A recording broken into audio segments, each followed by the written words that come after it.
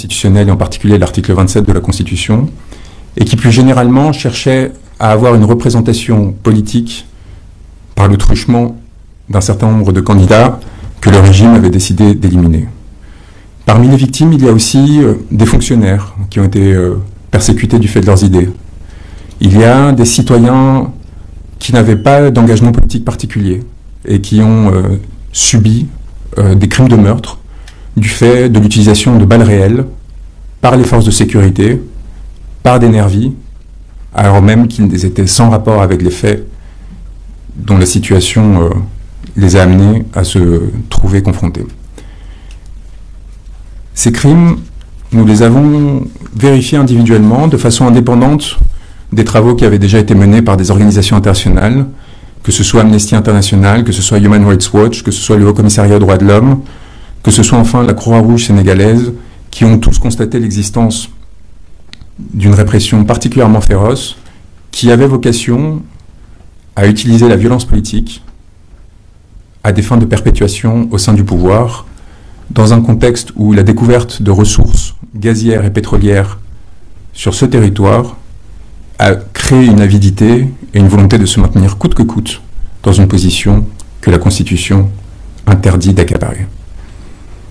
Je suis, vous savez, parmi d'autres confrères, l'avocat d'Ousmane Sonko. Mais je suis aussi, dans cette procédure, l'avocat de nombreuses parties civiles, d'individus qui ont été victimes directement de ces violences, dont certains sont français et sénégalais, ce qui va nous permettre, c'est le deuxième point, de déclencher des procédures en France également, complémentaires à celles qui ont été menées auprès de la Cour pénale internationale, de façon à ne pas dépendre des effets de pouvoir qui influencent cette institution, dont on sait ce qu'elle peut avoir en termes de rapport à la compromission, et pour s'assurer évidemment qu'il n'y aura pas d'impunité et que les dignitaires de ce régime ne puissent plus remettre les pieds sur le continent européen sans craindre de se voir arrêtés.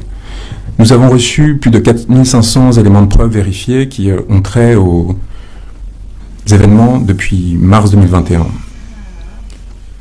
Ces éléments, nous avons vécu avec, jour après jour, ce dernier mois, essayant de vérifier qui en était la cause, qui en était la victime, dans quel contexte était intervenu, et si en effet cela avait un lien avec la répression politique dirigée par le régime sénégalais. Nous en avons gardé 710 qui servent de support à cette communication de 170 pages que nous avons transmis à la Cour pénale internationale, en particulier au bureau du procureur, à qui nous demandons d'ouvrir sans délai, à partir de ces éléments, un examen préliminaire et une enquête, et de se saisir de lui-même au titre de l'article 13. Nous avons entendu, dans le cadre d'une conférence de presse, où 4 membres du gouvernement ont tenté de répondre par avance à nos arguments, qu'il fallait qu'un État se saisisse de la Cour pénale internationale. C'est faux. Toute personne, au titre de l'article 15, peut transmettre des éléments à la Cour pénale internationale et au bureau du procureur pour qu'il s'en saisisse. Mais nous prenons les mots du ministre des Forces de la Défense, nous le prenons au mot et nous lui demandons de saisir lui-même la Cour pénale internationale. Que le Sénégal, s'il est le pays des droits de l'homme, comme il le réaffirme, si ce régime respecte, comme il le dit, le statut de Rome et les conventions internationales, qu'il aille sans crainte saisir le bureau du procureur pour laver son image et son honneur. Qu'il tente, et l'on verra alors quelle sera la réaction, et si en effet des crimes contre l'humanité ont ou non été commis. Et je note que ce ministre n'a pas nié l'existence de crimes, mais a tenté simplement de justifier qu'ils n'étaient pas assez graves pour saisir la Cour pénale internationale. Je pense que les images qui sont diffusées en ce moment derrière moi, de par leur nombre, de par ce qu'elles montrent, suffisent à comprendre à quel point cette position est absurde. Par ailleurs, un argumentaire juridique détaillé, que nous laisserons en accès libre, permettra de démontrer que nous atteignons sans aucune difficulté le seuil de gravité qui est requis par la Cour. Je souhaiterais vous partager quelques noms de personnes qui sont responsables des faits que vous êtes en train de voir derrière cet écran. Nous avons aujourd'hui identifié 112 suspects sur l'ensemble de la chaîne de commandement que nous avons reconstituée. Parmi ceux-ci, je voudrais commencer par un compatriote, M. Khaled Belabad. conseiller technique auprès du ministre de l'Intérieur, du gouvernement sénégalais, d'être informé de toute décision qui est prise au cœur du pouvoir et de l'appuyer ou au contraire de tenter de la censurer. Aujourd'hui, la France n'a rien fait pour éviter les massacres dont on parle. La France a continué à fournir des armes, la France a continué à soutenir le régime, la France, aujourd'hui, accueille Macky Sall sans avoir fait une déclaration condamnant les violences en question. M. Belebad a suivi au quotidien les organisations les réunions qui organisaient ces violences au sein du cabinet du ministre de l'Intérieur et les a rapportées à son ministère de tutelle, le ministère de l'Intérieur français et aux autorités françaises. Il est donc complice de crimes contre l'humanité. Monsieur Jean-François Gaume, colonel, a joué le même rôle au sein de la gendarmerie sénégalaise, auprès de Monsieur Moussa Fall, au commandant à la gendarmerie nationale. Il est complice de crimes contre l'humanité. Au sein de la présidence de la République, Monsieur Macky Sall a mis en place un système qui s'appuyait d'un côté sur l'utilisation de forces de l'ordre légales, dont nous parlerons, et d'un autre côté sur l'organisation de ce que l'on appelle des nervis, c'est-à-dire des forces miliciennes, paramilitaires, financées par le gouvernement et par ses fonds spéciaux pour maintenir l'ordre, selon ces termes, pour commettre des crimes contre l'humanité. Il s'est appuyé sur un premier cercle d'intimes, en particulier Mariam Faisal, sa femme, et Amadou Sall, qui ont organisé le recrutement et le financement de ces nervis. Ils sont responsables à titre principal de la commission de crimes contre l'humanité. Au sein de cette présidence, Meïssa Sélé Ndiaye, aide de camp, a participé à l'organisation de ces faits, aux côtés notamment d'un certain nombre d'individus, dont Abdoulaye Sall, dit Lei Kara, le chauffeur du président, qui faisait le lien avec les organisations de nervis. Autour de la présidence, des éléments extérieurs sur lesquels nous reviendrons, dont un certain Farban Ngom, griot, ont joué un rôle extérieur qui consistait à créer des fiefs, à eux-mêmes constituer des groupes paramilitaires, à les armer, de façon à s'assurer que des crimes contre l'humanité soient commis. Afin d'armer ces nervis, la présidence de la République, elle-même, directement, en tant qu'institution, a mis en place des commandes d'armes particulièrement massives dont nous avons retracé dans le moindre détail le cheminement. Ces commandes d'armes ont été organisées avec l'aide d'un intime de Macky Sall qui s'appelle Gabriel Peretz. Gabriel Peretz, à la tête d'une société qui est bien connue, a fait livrer 104 tonnes d'armes à la présidence de la République au deuxième semestre 2022. Ces armes sont en partie encore stockées à l'ancien aéroport Léopold Sédar Senghor et font l'objet de distributions régulières et notamment de placement dans des caches dans certains espaces du territoire sénégalais de façon à pouvoir être mobilisés en cas de crise politique. Ces 104 tonnes d'armes constituent principalement des munitions pour des armes lourdes et des armes légères, ainsi que des armes légères qui ont été livrées et qui sont à disposition de la présidence en dehors de tout contrôle démocratique, comme s'il y avait la possibilité de s'approprier ces faits-là. Le financement de ce contrat nous semble être lié à toute une série de fonds spéciaux qui échappent au contrôle politique sénégalais et des représentants de la nation sénégalaise. Ils sont permis aussi par des avances qui sont faites par Gabriel Peretz, des lignes de crédit qui ont été octroyées jusqu'en 2024 à hauteur de 300 millions de dollars. Nous avons une attestation de la maison militaire de la présidence de la République, du colonel Adama Gaye, complice de crimes contre l'humanité, pour avoir, je cite, je sous-signais, colonel Adama Gaye, gouverneur militaire du palais, certifie par la présente que les matériels énumérés ci-dessous, fournis par la société Adecon Ltd, seront exclusivement réservés à l'usage du palais présidentiel. Munitions 5.56 x 45 mm de 500 grammes, quantité 3 550 000, munitions 9 mm, quantité 3 250 000, munitions 7,62 mm, quantité 210 000. Plus de 7 millions de munitions, je cite ce document de la présidence de la République, de sa maison militaire, signé par Adama Gaye, 7 millions de munitions exclusivement réservés à l'usage du palais présidentiel, livré, document signé 11 octobre 2022. Dans quel régime politique qui se veut démocratique, une présidence de la République se fait livrer à usage exclusif 7 millions de munitions? Et quelles sont ses intentions dans la perspective de l'après? Gabriel Peretz a procédé à ces livraisons qui proviennent de Saint-Pétersbourg, de la Russie. Nous avons retracé le moindre cheminement de ces munitions et de ces armes et la façon dont elles ont été livrées à Dakar.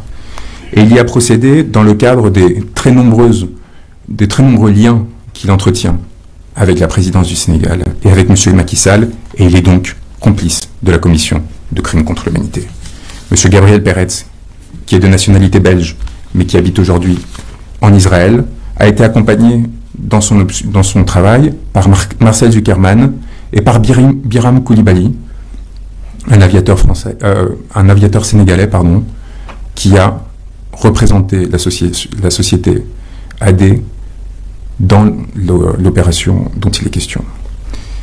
Il nous apparaît que cette commande a été réceptionnée par la société sénégalaise d'ETL, 6 Ouest Foire, au numéro 45 à Dakar, qui est détenue par un certain Halil, qui se trouve être un ami très proche d'Amadou Sall, qui est, à ce titre, complice de la commission de crimes contre l'humanité.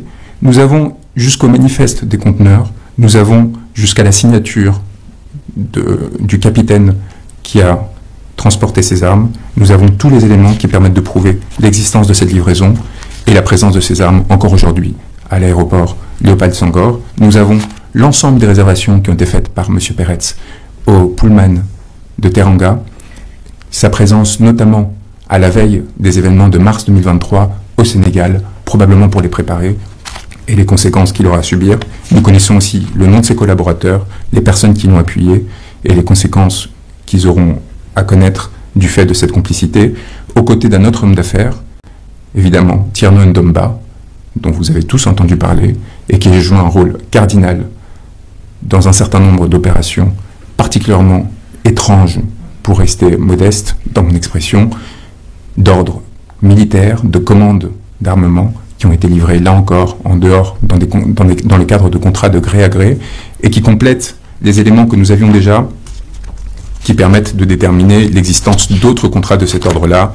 Cela avait déjà fait débat dans l'espace public. Vous vous souvenez de ce contrat de 45 milliards de francs CFA avec le ministère de l'Environnement et le ministère des Finances.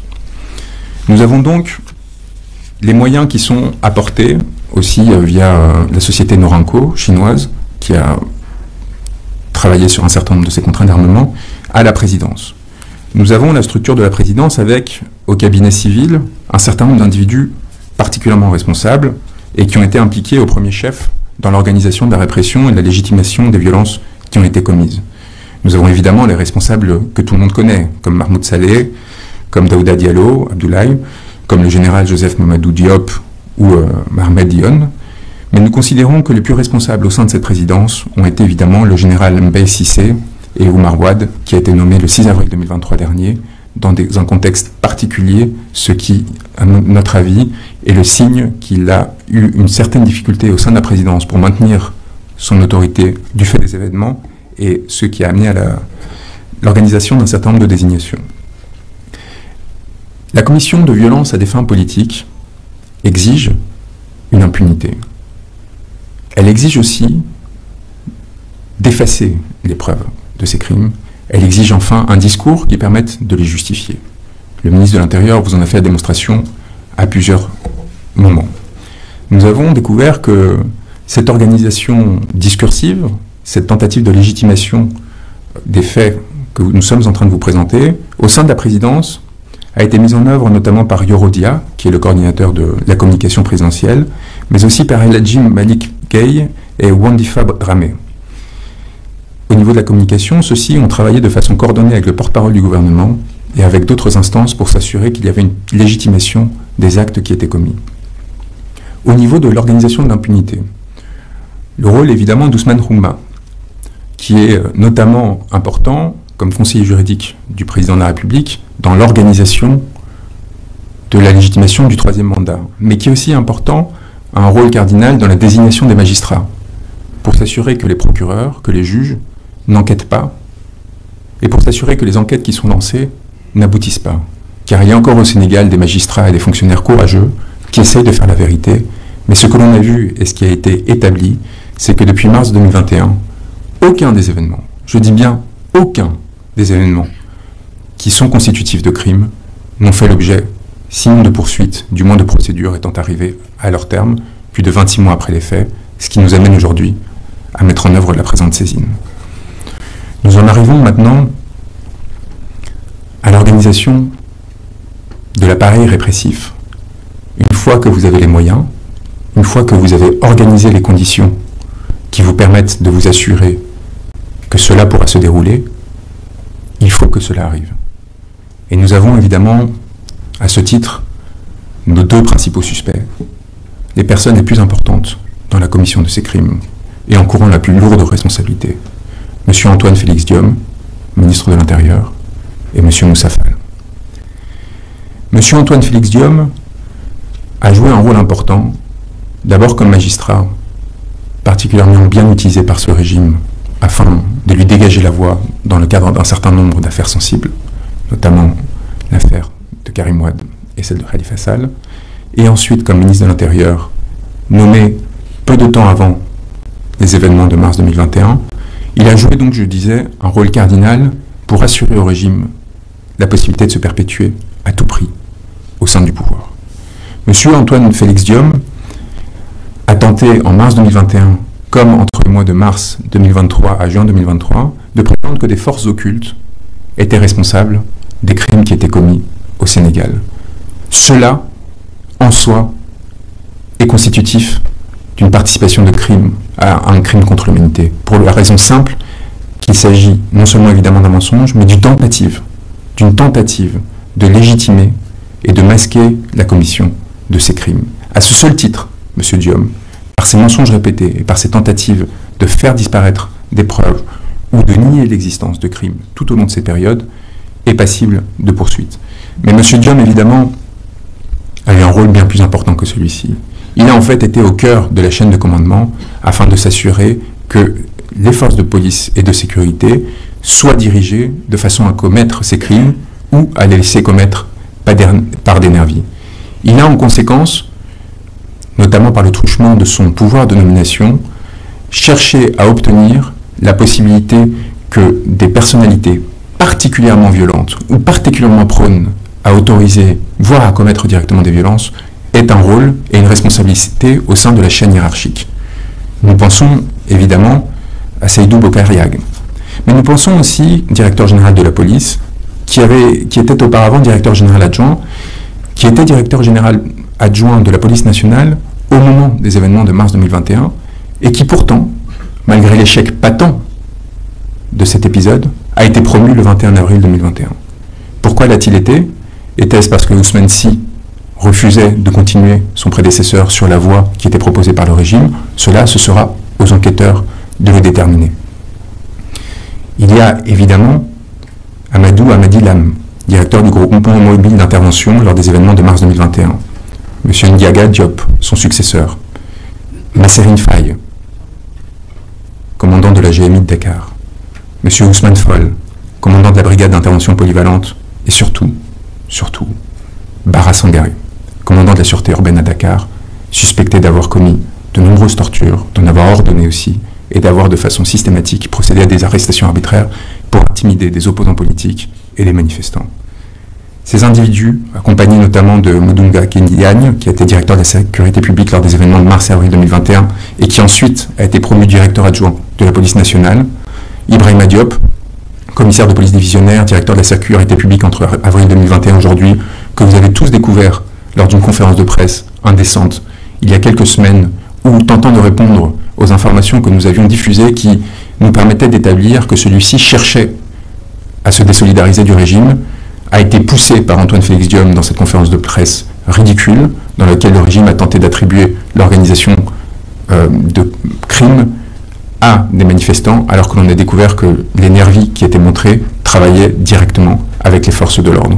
Cette conférence de presse, organisée dans la précipitation, montre l'importance du travail qu'on est en train d'être mené, parce qu'elle a amené le régime à commettre une erreur fondamentale, à s'exposer, et du coup à être exposé par la presse internationale notamment, qui a démontré des mensonges qui avaient été énoncés.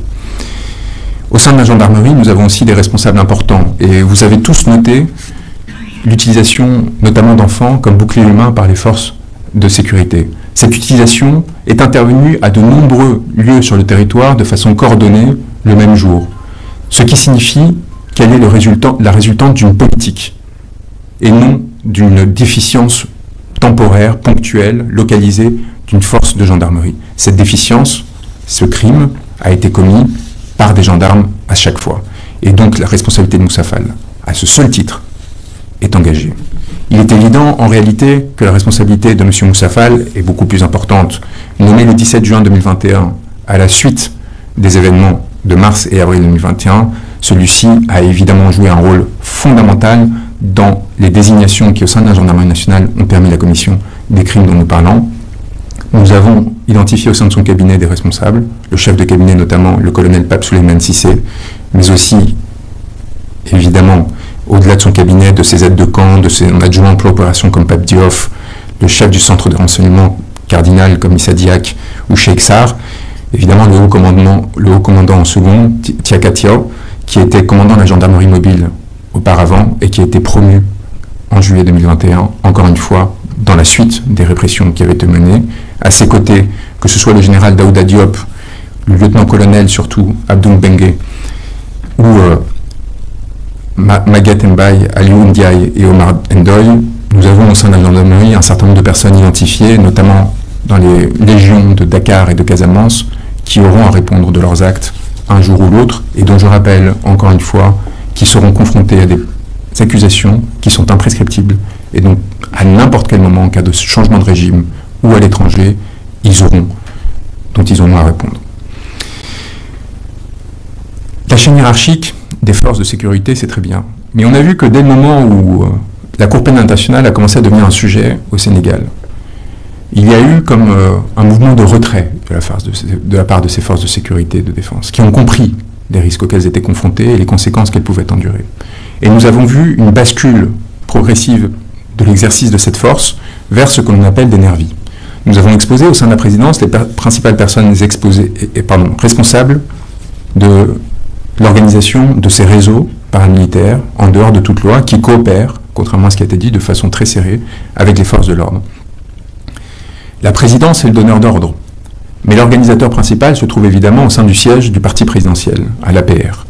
C'est là que se retrouvent les pick-up qui ont été achetés de différentes façons, afin de distribuer les nervis à Dakar, et qui, à partir de ce centre de commandement, va distribuer les instructions en région pour s'assurer que des exactions soient commises afin de terroriser la population et s'assurer que celle-ci ne se rebelle plus. Ces nervis, comme je vous le disais, ont à la fois une structuration qui est liée aux fonds spéciaux, aux fonds du parti et donc aux modes de financement illégaux qui ont cours au sein du parti en place, mais également à travers un certain nombre de féodalités qui expliquent l'ascension de personnalités à la qualité médiocre et qui pourtant ont obtenu des portefeuilles importants, notamment au sein du gouvernement. Parmi ces individus qui jouent un rôle clé au sein du pouvoir, nous trouvons évidemment, sans importance hiérarchique dans mon énonciation, des personnes comme Doudouka, le ministre des Transports, qui dispose de réseaux de nervis qui descendent jusqu'à Ziguinchor.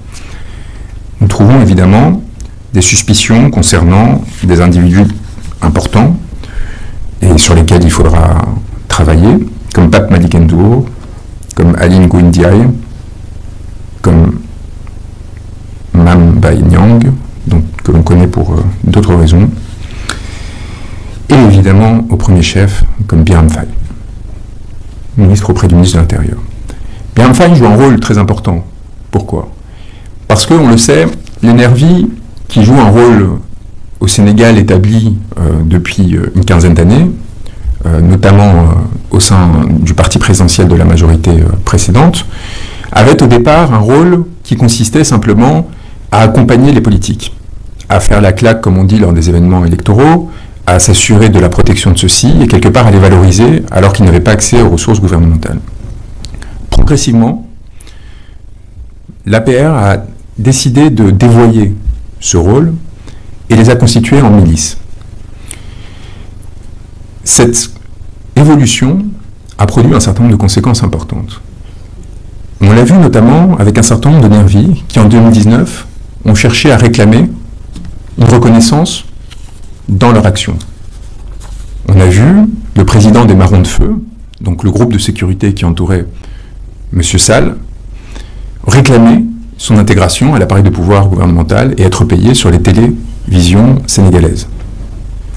Ibrahim Deuil joue aujourd'hui encore un rôle cardinal dans l'organisation des nervis et dans la répression paragouvernementale des mouvements d'opposition au pouvoir en place. Birame Faye s'est vu octroyer un poste de ministre auprès de M. Diom, dans l'objectif de formaliser, de légaliser une partie de ces réseaux illégaux. La création de l'agence de sécurité de proximité, des agents de sécurité de proximité, avait pour vocation de créer au sein de l'État un corps parallèle à celui des forces de sécurité et de défense, qui, certes moins formés, aurait une attitude plus grande à l'heure de commettre les exactions dont nous parlons. M. Birame Faye a évidemment continué son double jeu, à la fois comme ministre et comme organisateur de ces forces de répression illégales. Birame Faye joue donc un rôle clé au sein de cet appareil de répression que nous décrivions auprès de M. Antoine Diom. M. Antoine Diom qui est, par cette voie de fait, directement impliqué dans la commission des crimes qui sont responsabilité de ces nervis.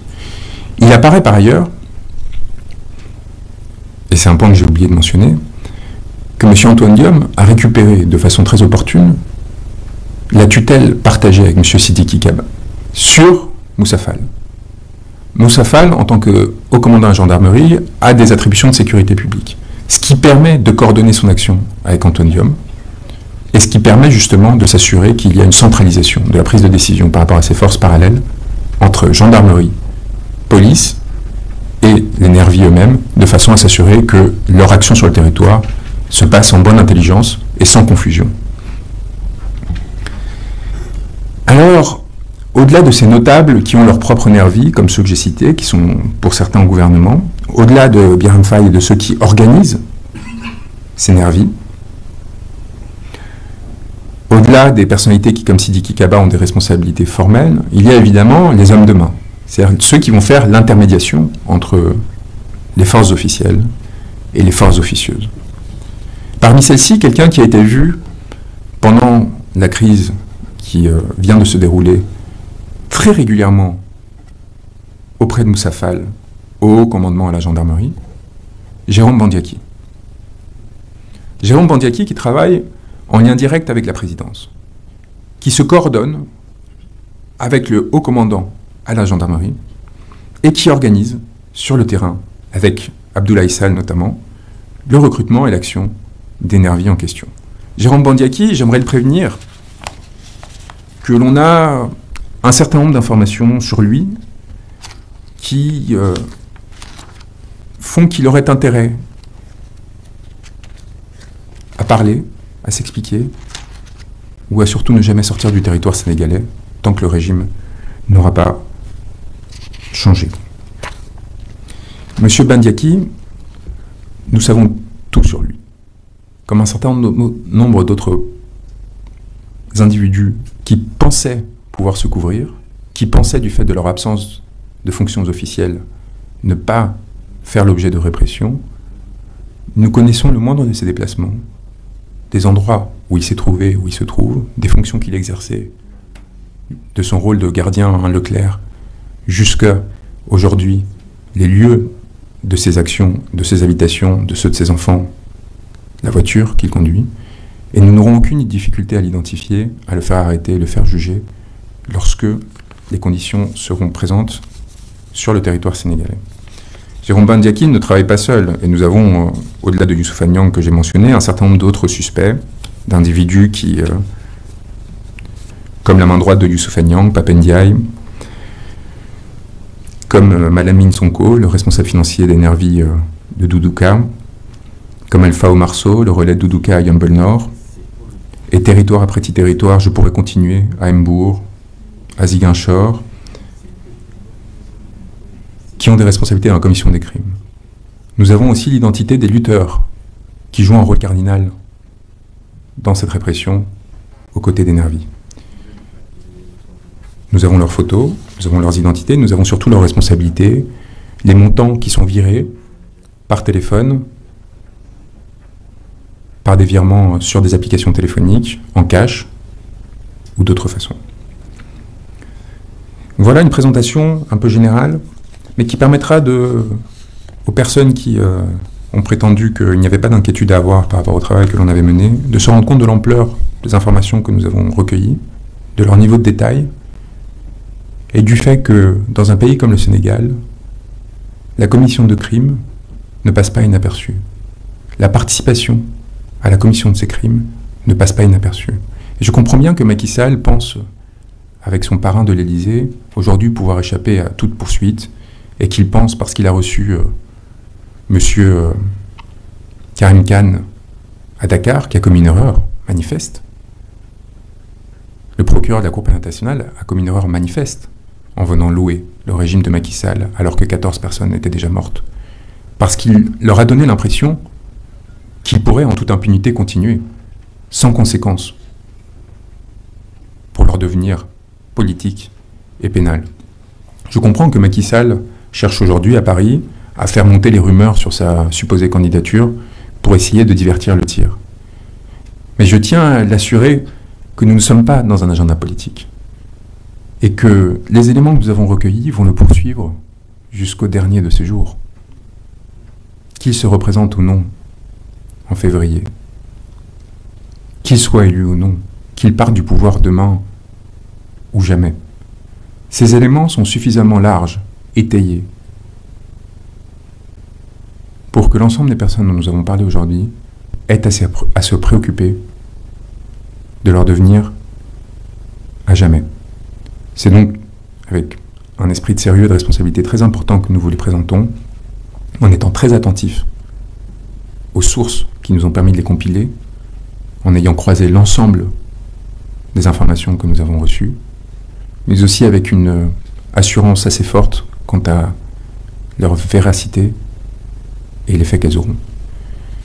Est-ce que ces éléments, en soi, suffiront à mettre fin à l'impunité? Non. Et c'est un dernier point que je voulais aborder, avant de répondre à vos questions. Le devenir du Sénégal appartient aux Sénégalais. Et nous espérons fondamentalement que des poursuites se dérouleront sur le territoire pour mettre fin à cette impunité. Ce qui se passera, une fois les informations entre les mains des citoyens, dépend de ces citoyens. Elle ne dépend pas de l'action d'un procureur seul, elle ne dépend pas d'un avocat, elle ne dépend pas d'un politicien. Elle dépend de la capacité des Sénégalais à surmonter la peur, à surmonter la violence qu'ils subissent et à s'assurer que leurs droits seront respectés. Je suis prêt à répondre à vos questions aujourd'hui et à vous donner tout détail qui serait nécessaire à la compréhension des éléments qui viennent de vous être présentés.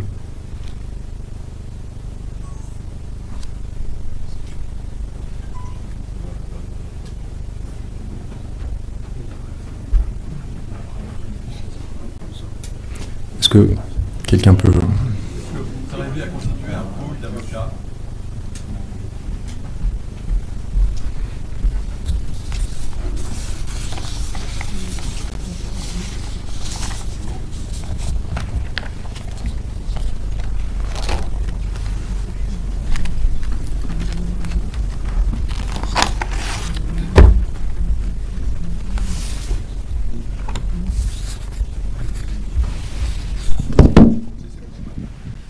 Oui. Est-ce que vous arrivez à constituer un pool d'avocats, aussi bien français que sénégalais?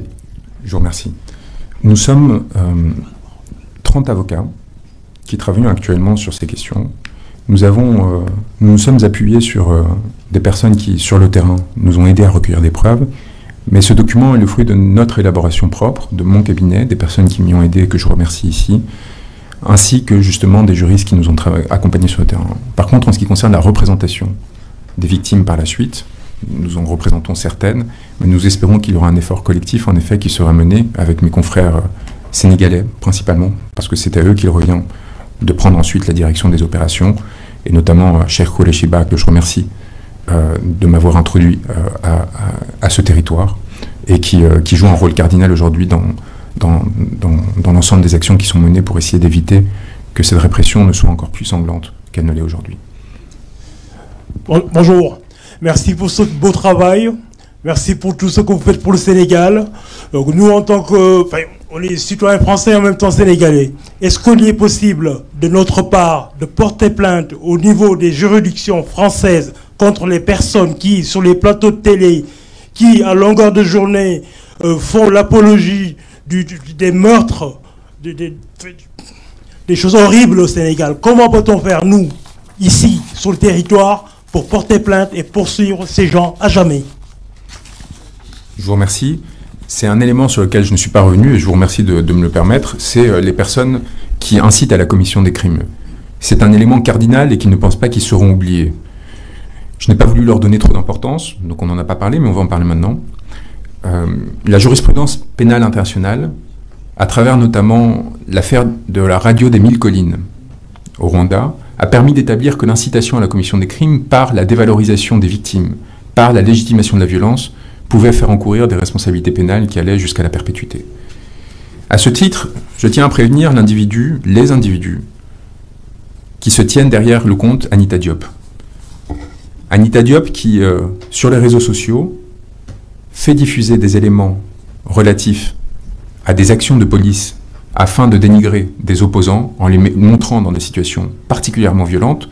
Je pense qu'on a vu ces images déjà à M. Pape Touré, qui a été torturé par les forces de police et dont les photos ont été diffusées par ce truchement. Je pense à l'arrestation d'Ousmane Sonko alors qu'il était dans la caravane de la liberté. Je pense à une infinité de posts qui appellent à l'extermination des opposants politiques et qui sont évidemment susceptibles d'être qualifiés de complicité, de crimes contre l'humanité. Au-delà de cet individu, il y a évidemment au sein de l'incitation à commission des crimes un certain nombre d'autres que l'on a exposés ces derniers temps. On pense à Ahmed Suzanne Camara.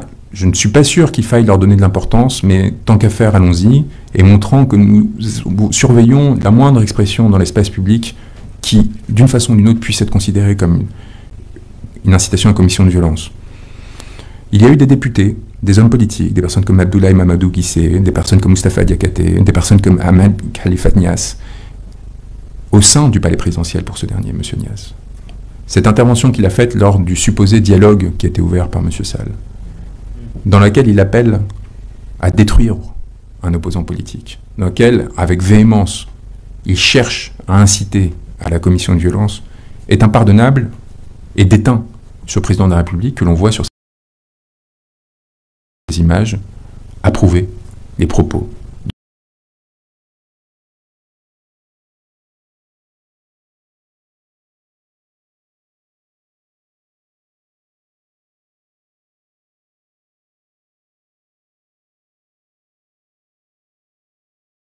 Cet individu, de cet homme d'affaires.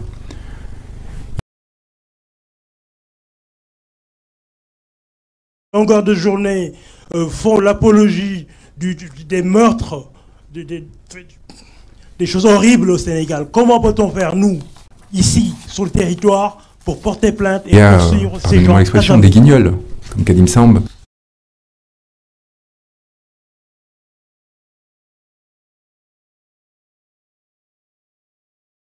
Cardinal et qu'ils ne pensent pas qu'ils seront oubliés. Je n'ai pas voulu leur donner trop d'importance, donc on n'en a pas parlé, mais on va en parler maintenant. Mais qu'il est important. La jurisprudence pénale internationale, à travers notamment l'affaire de la radio des 1000 collines au Rwanda, a permis d'établir que l'incitation à la commission des crimes par la dévalorisation des victimes, par la légitimation de la violence, pouvait faire encourir des responsabilités pénales qui allaient jusqu'à la perpétuité. À ce titre, je tiens à prévenir les individus qui se tiennent derrière le compte Anita Diop. Anita Diop qui, sur les réseaux sociaux, à la CPI ou aux juridictions nationales, ce que j'incite particulièrement à faire, c'est que si vous connaissez toute victime qui aurait la double nationalité, qui serait victime d'arrestations arbitraires, de violences, de quel que soit, des crimes qui sont commis, de persécution, et qui sont prévues par le statut de Rome, je vous incite à se rapprocher de nous, à se rapprocher des cabinets d'avocats en lesquels ils auront confiance, pour à leur tour participer à ces procédures. Est-ce que vous pouvez nous préciser quelles sont les vidéos et les captures d'écran que vous avez diffusées? Quelles sont leurs... pu en vérifier l'authenticité? Donc, ces vidéos font partie des 710 éléments que nous avons retenus, sur les plus de 4500, et que nous avons retenus parce que nous avons pu soit parler aux personnes qui sont les victimes, directement, pour la plupart d'entre elles, soit aux auteurs de la vidéo et des témoins directs de la scène qui nous ont permis de recouper avec d'autres éléments, notamment des éléments d'identification, des certificats d'autopsie et autres, la réalité matérielle des scènes, leur date et les lieux dans lesquels ils ont été présentés.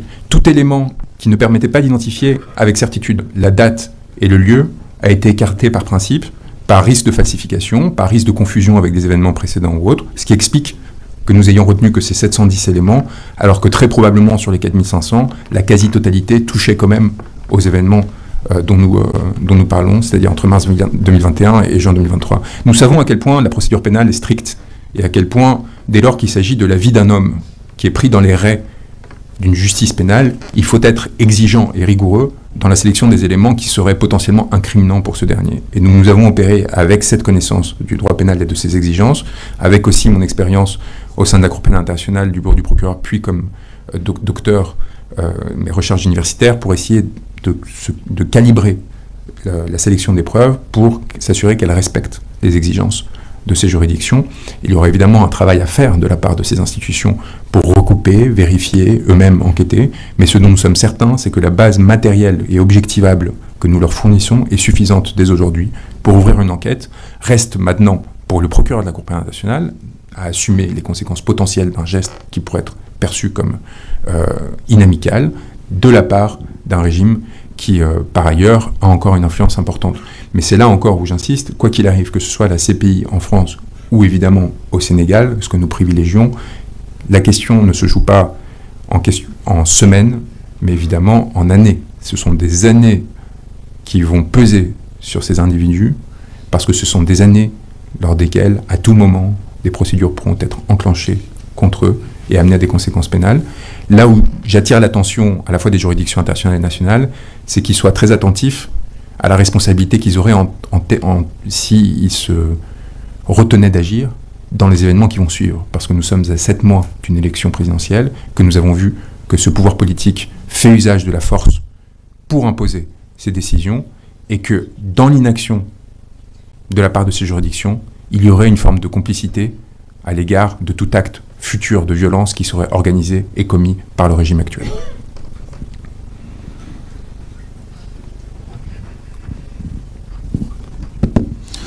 Alors, bonjour, M. Branco. Je suis Mimodia Ladyman, je suis activiste panafricain. Évidemment, les images que vous projetez sont désolantes et puis c'est difficile à regarder, à observer.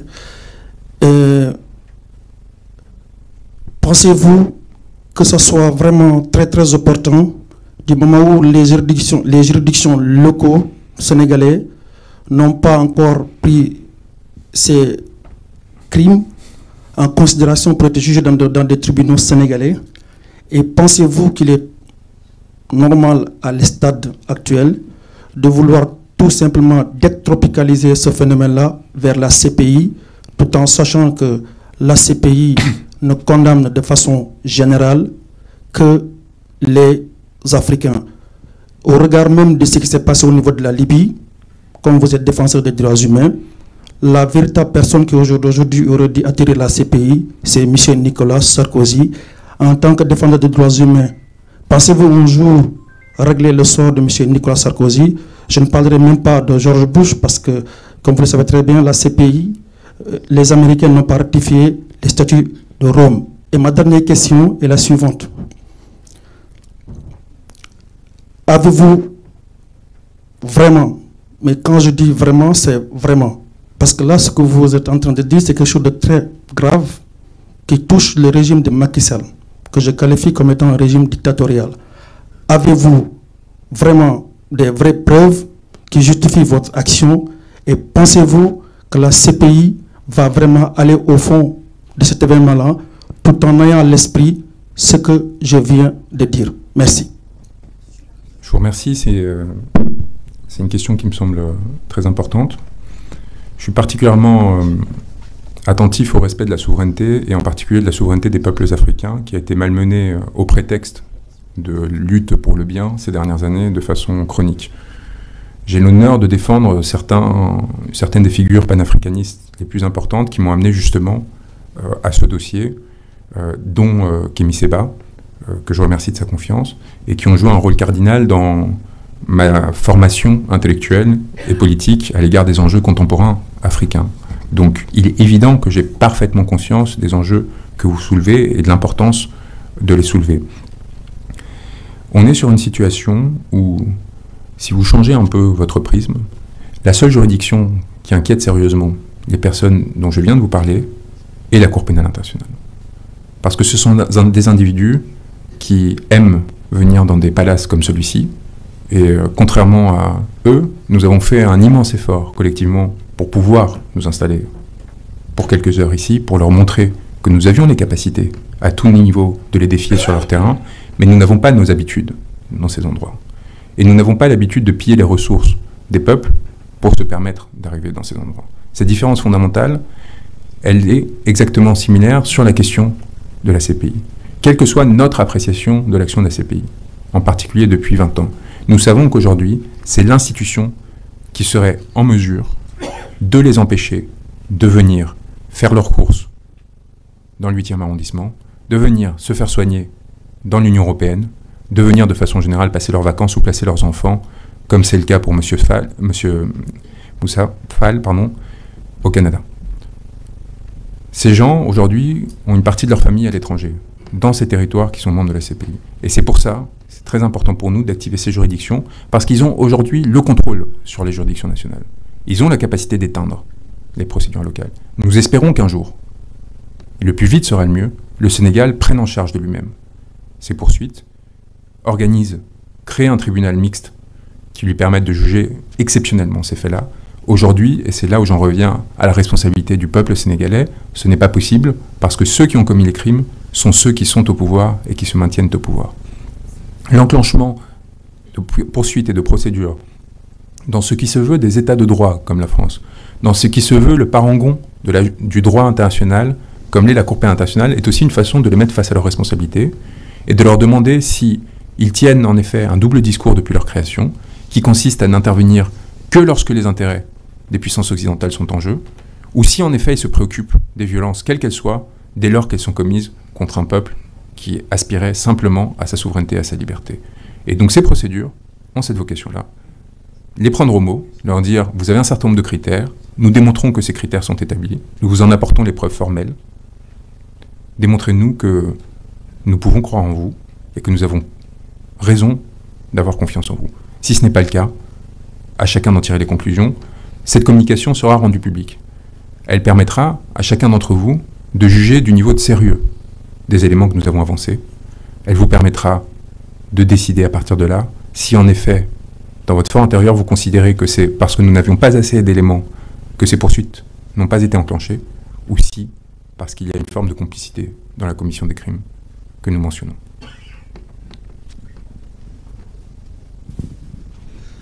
Bonjour M. Branco, je m'appelle Bara. Tout d'abord, je tenais à vous remercier personnellement et au nom de beaucoup d'amis.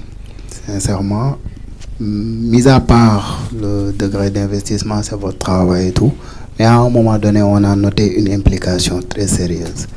Et ce n'est pas aujourd'hui que nous l'avons noté. Et beaucoup de mes amis le partagent. Ils m'ont imposé même de vous remercier. Il y en a même un qui m'a donné un de vos bouquins qu'il souhaiterait que vous signiez pour lui. Donc sinon, sur les questions, vous avez répondu à une de mes questions partiellement. Ce serait en fait, quel est le délai réel, effectif, de réactivité pour une action judiciaire concrète de la CPI ou d'une juridiction française, par exemple. Ensuite, si vous pouvez faire un bref énoncé sur les délais d'emprisonnement qu'encourent réellement ces 112 suspects par rapport à leur degré de responsabilité.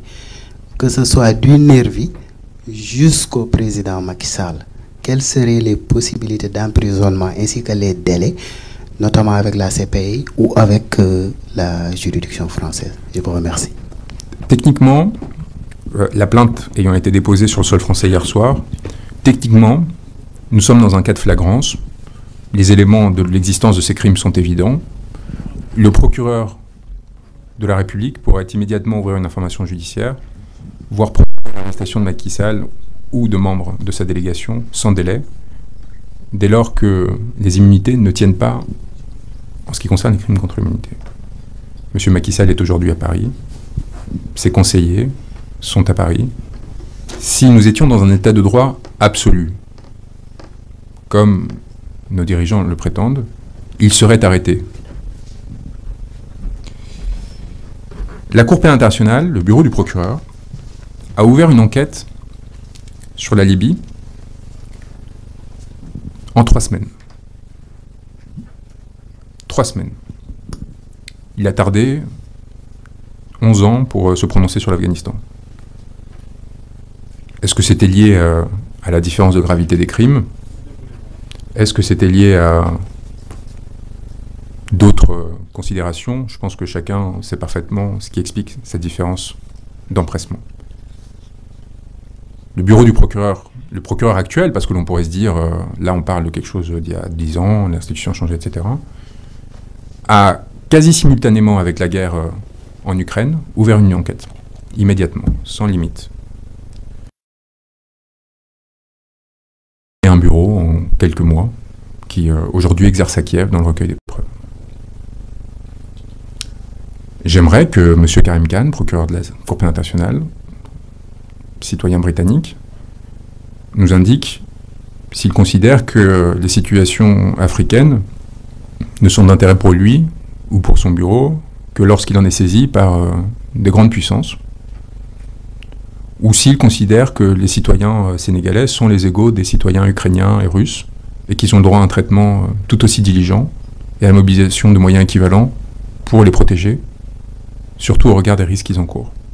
Je pense que ce serait une question qui devrait lui être posée. Je veux dire, à partir des éléments qui sont, pardonnez-moi, mais assez clairs, ne souffrent pas de doute sur l'existence des massacres, des violences dont il est question.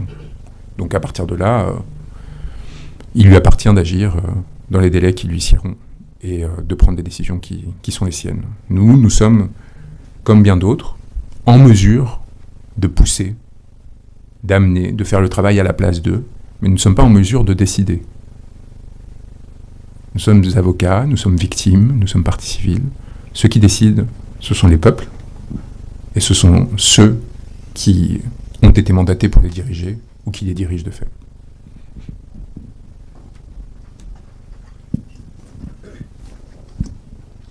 Bonjour maître, je suis Sayane Dekan, cadre à PASTEF France. Tout d'abord, je vous remercie pour toute cette compilation et toute cette consolidation de ces vidéos que vous avez montrées et qui sont preuve des atrocités que nous vivons au Sénégal. Maître, moi, la question qui me trotte tout le temps, c'est de savoir qu'est-ce qui vous a motivé à porter ce combat auprès de Ousmane Sonko, parce que si on se rappelle bien, le début de ce combat l'a porté sur le fait de pouvoir défendre le président Ousmane Sonko face à ces gens qui l'ont diabolisé. Mais je vois qu'il y a une continuité qui a été faite par rapport à ce combat que vous portez là. Qu'est-ce qui est à l'origine de cette motivation-là pour porter ce combat auprès de Ousmane Sonko et auprès du peuple sénégalais? Et l'autre chose que je voulais vous dire, maître, vous faites partie de l'espoir de tout un peuple. Le Sénégal en foi à vous. Le Sénégal a confiance en vous. Parce qu'actuellement, nous sommes en train de vivre des nuits sombres. Et je pense que vous portez un combat de tout un peuple. Et nous avons espoir et foi en vous. Et espérons que tous les gens qui sont impliqués dans ces meurtres et dans ces atrocités-là seront punis. Merci. Nous avons été saisis par des victimes, des familles de victimes de meurtres, par des personnes qui ont été blessées, qui ont été torturées et qui ont probablement eu connaissance de mon existence à travers, en effet, la désignation que m'avait donnée Ousmane Sonko dans le cadre de l'affaire qui l'opposait au ministre du Tourisme. Vous vous souvenez, cette affaire a amené le régime sénégalais à m'expulser du territoire parce qu'il considérait que les propos que j'avais tenus sur M. Sall ne leur convenaient pas. Vous vous rappelez, j'avais dit que cette audience déterminerait le devenir politique de ce régime et sa nature ou non démocratique. Ce n'étaient pas des propos particulièrement offensants. Je pense que la suite a confirmé qu'on pouvait se poser cette question. Elle m'a valu une expulsion par des hommes en armes, et elle m'a valu la reconnaissance d'un certain nombre de citoyens sénégalais qui ont donc décidé de me saisir pour cette procédure. C'est en leur nom que l'on agit aujourd'hui, en ayant parfaitement conscience qu'une grande partie des victimes dont il est question aujourd'hui sont en effet des membres de l'opposition, et ont été ciblés parce qu'ils étaient membres de l'opposition. Et sont victimes d'une répression qui est avant tout politique. Mais nous le faisons aussi pour celles qui ne le sont pas, politisées, parce qu'il y a eu beaucoup de personnes qui ont été victimes par ricochet, comme on dit, qui ont subi ces violences alors qu'elles n'avaient aucun rôle politique quelconque, mais aussi plus généralement pour la possibilité qui doit être offerte au peuple sénégalais de se déterminer lui-même. Ce que nous cherchons à éviter par tout moyen, c'est que la violence devienne un instrument du politique. Que la violence permette, d'une façon ou d'une autre, de se perpétuer au pouvoir au détriment de la souveraineté populaire. Cette question des crimes contre l'humanité n'est pas une question qui est favorable à M. Sonko ou à un autre dirigeant politique. La seule conséquence de ces procédures, c'est une protection accrue du peuple sénégalais, y compris de personnes qui sont d'opinions différentes à celle du PASTEF et de M. Sonko. Et c'est pour ça qu'elle est particulièrement importante. Et c'est pour ça que, de façon générale, tout Sénégalais, y compris s'il considère que M. Sall a été un président important, pour quelles que soient les raisons, devrait se préoccuper de ce que nous sommes en train de montrer. Devrait demander à ce qu'il y soit mis fin.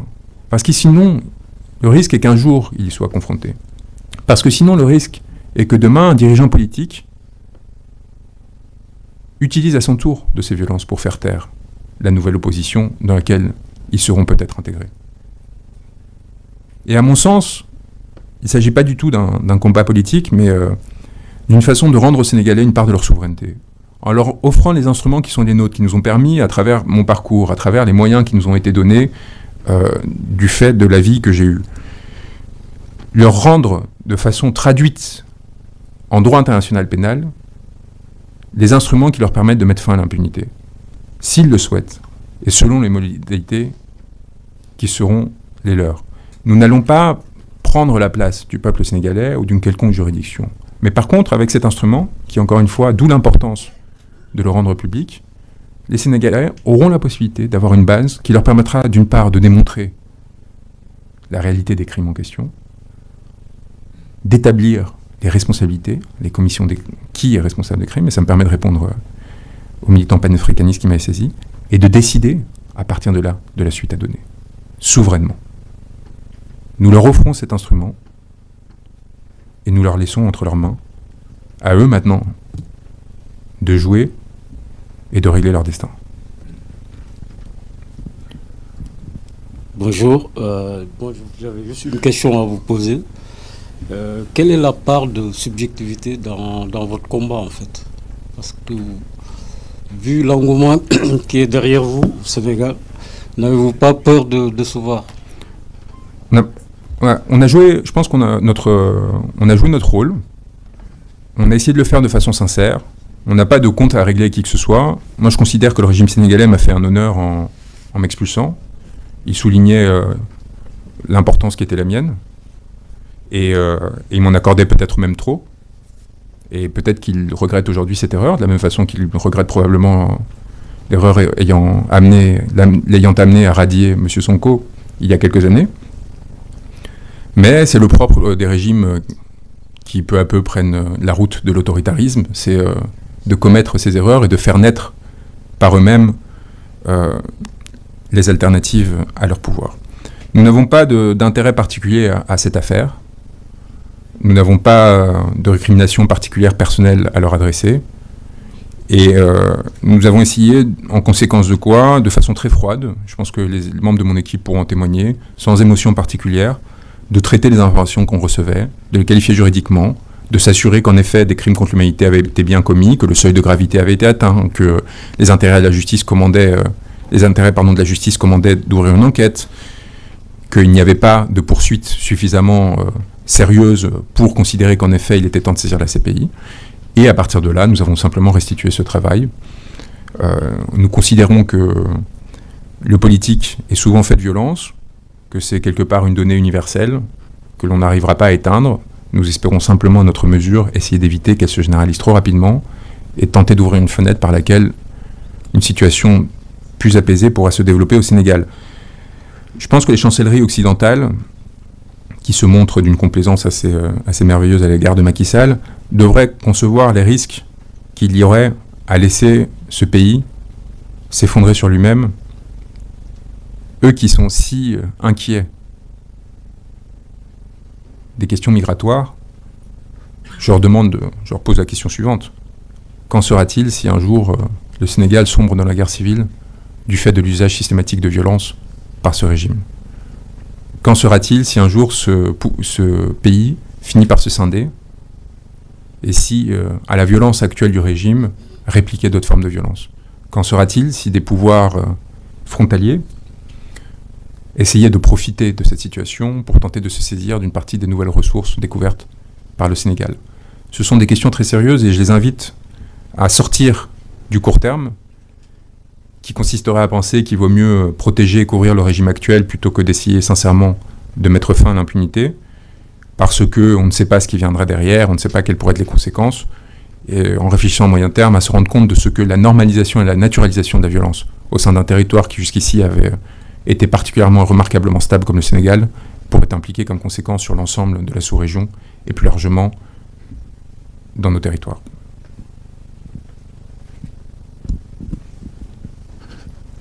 Bonjour maître, j'ai deux questions à vous poser. La première, quel est votre commentaire? Parce que d'après nos informations, les jeunes qui étaient dans la rue étaient recrutés par des responsables politiques. Quel est votre commentaire sur ces personnes qui ont recruté ces jeunes pour qu'ils descendent sur le terrain? Ma deuxième question, c'est de savoir votre commentaire sur le discours haineux et criminel des opposants comme Ousmane Sonko, Déthié Fall et autres personnes qui font la politique au Sénégal. C'est Mamadou Ndiaye, binationaux. Merci.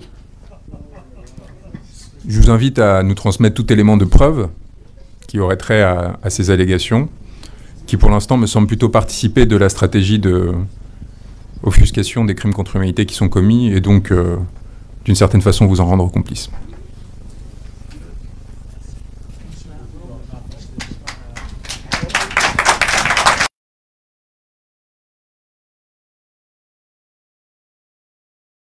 Même de l'opposition sénégalaise, membre de Yewwi Askan Wi, allié de Ousmane Sonko. Je suis ici présente avec M. Cheikh Tidiane Youm, qui est aussi membre de la conférence des leaders, et le président Boubacar Camara, qui est aussi membre de l'opposition sénégalaise, et l'honorable député Abbas Fall, ainsi que l'honorable député Alioune Kébé. Je tiens à faire ces précisions parce que nous sommes tous autant des présumées victimes prochaines de ce régime. Peut-être que c'est trop dire, mais nous risquons nos vies tous les jours parce que nous sommes des opposants politiques. Au Sénégal, maintenant, c'est devenu un délit. C'est devenu une menace d'être opposant du président. Nous sommes tués pour la plupart, nous les connaissons. Au plus, Pierre et rien d'autre. Appelés à faire des tours dans la ville. Donc nous aurions pu être sur ces images horribles que nous venons de voir. Ma question, au-delà des félicitations que nous vous faisons et que j'ai déjà entendues, Ces félicitations, vous les méritez. Je sais que vous n'en avez pas besoin, parce que vous êtes militant des droits humains. Mais sachez qu'il y a de l'espoir. Il y aura pas d'aide. Toi, ce qui se passera, comme vous venez de le dire, ça donne du baume au cœur à cette jeunesse qui a envie. Ça fait dire que demain, si on était à la place de ces images, là, j'ai 2 questions pour vous. Et de déposer une plainte à l'avance. Tôt ou tard, je considère que vous serez obligé de nous défendre en tant que victime en prison ou en tant que victime au cimetière. Parce que le combat que nous avons décidé de faire, nous irons jusqu'au bout. Est-il possible de préparer des combattre ce régime? Et je suis sûr que c'est des milliers pour ne pas attendre que les grandes tous ces pays de droits humains, qu'est-ce qu'ils ont responsabilité? Quel est le décret qui est 100 morts, 1000 morts, 2000 morts sur le sol français? Est-il possible de demander à cette au Sénégal pendant les élections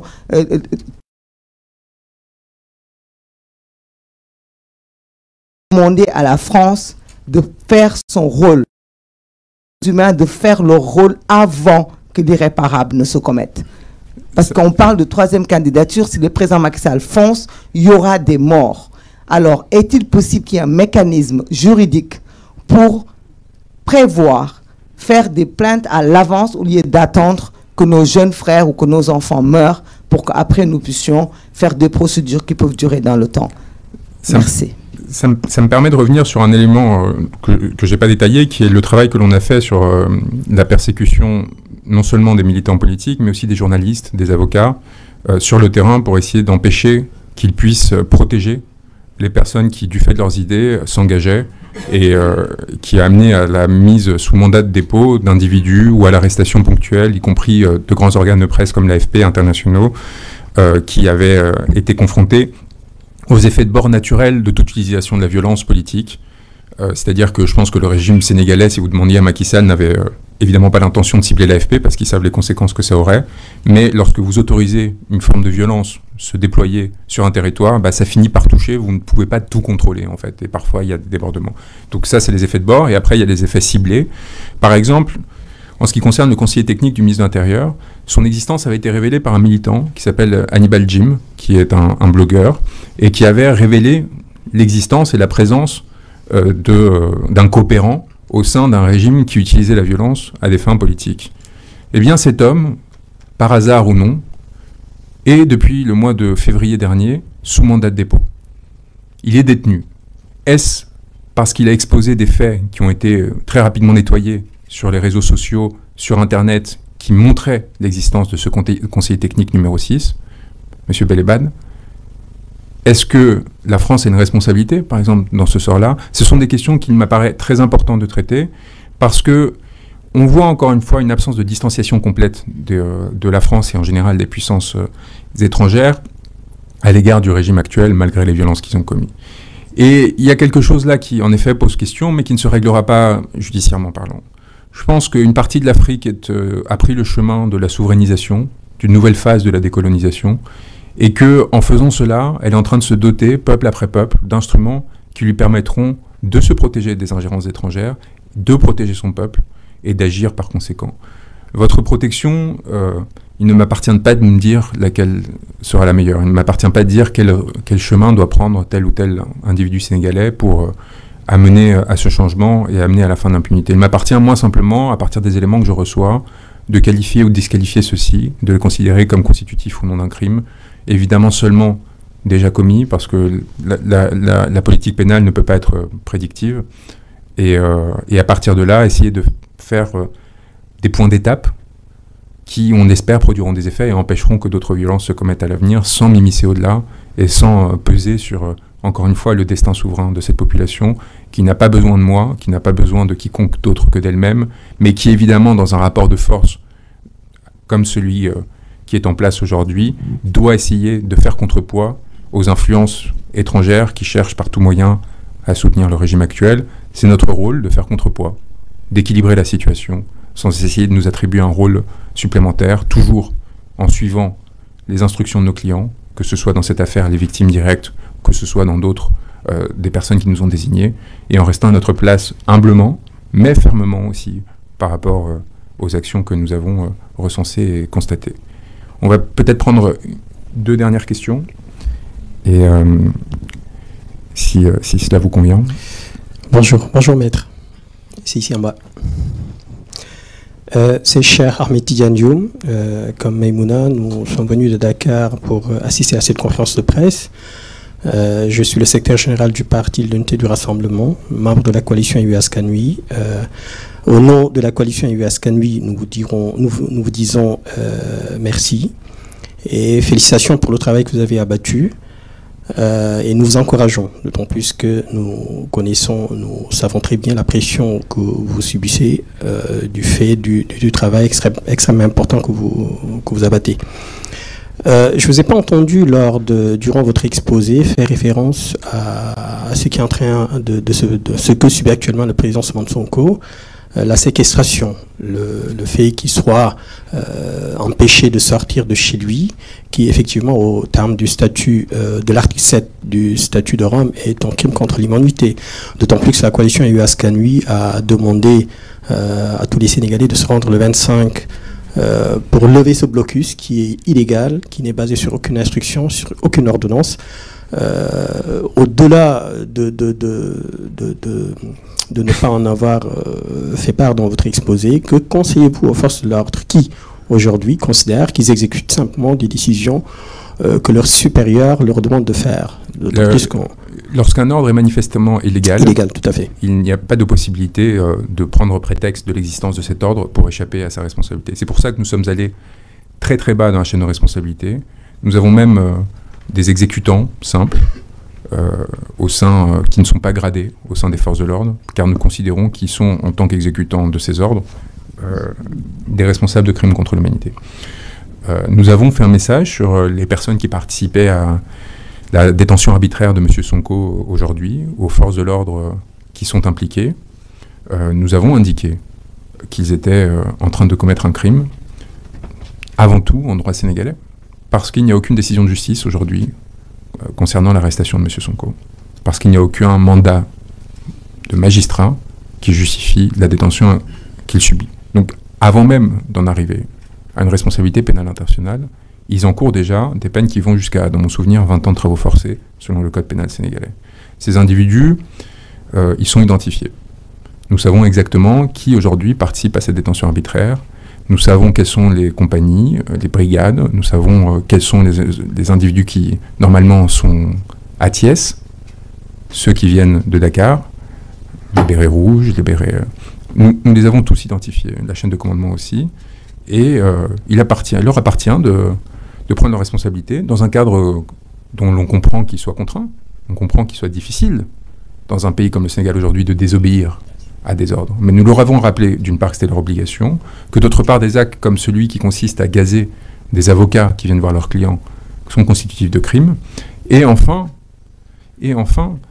qu'ils doivent, et je leur conseille, de demander, d'une part, des ordres écrits sur ce qu'ils font, et d'autre part, mettre par écrit leur opposition à ces ordres.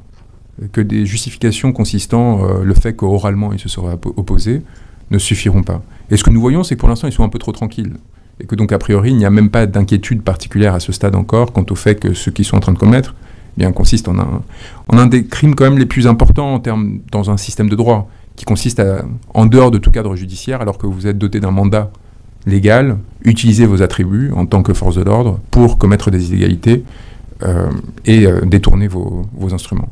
Et ça, c'est quelque chose qui devrait particulièrement préoccuper les Sénégalais, parce que lorsque vous avez des forces de l'ordre qui ne respectent pas l'ordre qui est adopté par les représentants du peuple, donc par la souveraineté nationale, la loi, eh bien, il y a de quoi s'inquiéter sur son destin personnel. Et encore une fois, quelle que soit votre destination politique et vos idées politiques, il y a là, à mon sens, un problème fondamental. Donc évidemment, la situation de M. Sonko participe pleinement à ce que nous dénonçons pour une raison très simple, le ciblage politique d'une grande partie de ces violences, dont il est une victime, dont ses cadres dirigeants de son parti sont victimes, et jusqu'à preuve du contraire, il n'y a aucun acte de leur part justifiant l'usage de la violence, justifiant la répression dont ils sont objets, est inacceptable et évidemment constitutif de la situation actuelle.